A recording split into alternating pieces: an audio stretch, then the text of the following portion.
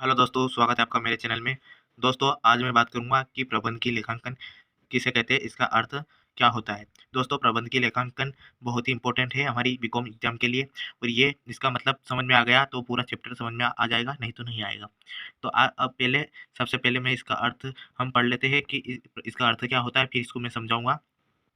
प्रबंधकीय लेखांकन, प्रबंध तथा लेखांकन इन दो शब्दों से बना है। इसमें लेखांकन के प्रबंधकीय पहलू का अध्ययन किया जाता है।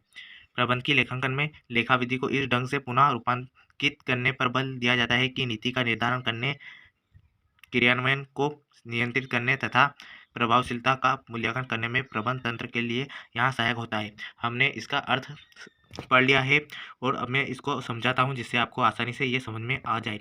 दोस्तों, प्रबंधकीय लेखांकन को प्रबंध लेखांकन और निर्णय लेखांकन भी कहा जाता है। अगर ये एग्जाम में निर्णय लेखांकन नाम से आ जाता है तो इसका मतलब यही होता है।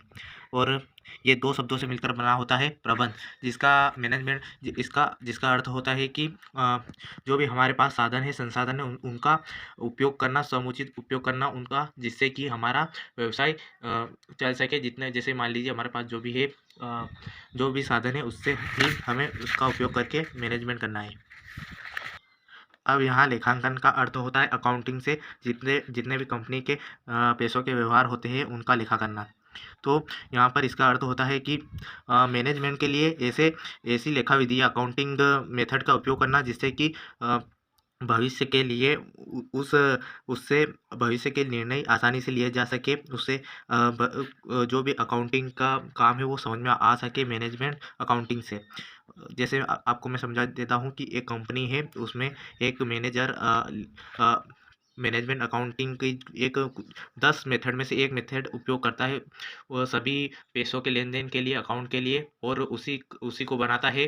तो उसमें जो भी कंपनी का मालिक है वो लास्ट साल के लास्ट में, अगर मान लीजिए कंपनी में 100 मशीन है और वहाँ 25 मशीन वो लाना चाहता है, तो वो मैनेजर से पूछेगा कि क्या हम 25 मशीन ला सकते हैं क्या। मान ली 25 मशीन 25 लाख की आ रही है, तो इतने पैसे है क्या।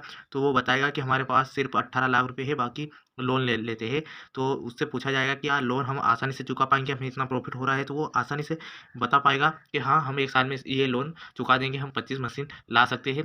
तो इससे भविष्य का निर्णय लिया जा मैनेजमेंट अकाउंटिंग से भविष्य का जो भी निर्णय ये लिया जा सकता है कि हाँ, 25 मशीनें आ जाएगी और वो आसानी से हम मैनेज कर लेंगे और हमें कोई लॉस भी नहीं होगा। तो फ्रेंड, आपको प्रबंध की लेखांकन समझ में आ गया होगा। अगर आपको ये वीडियो पसंद आया तो प्लीज़ लाइक और and subscribe my channel. Thank you so much.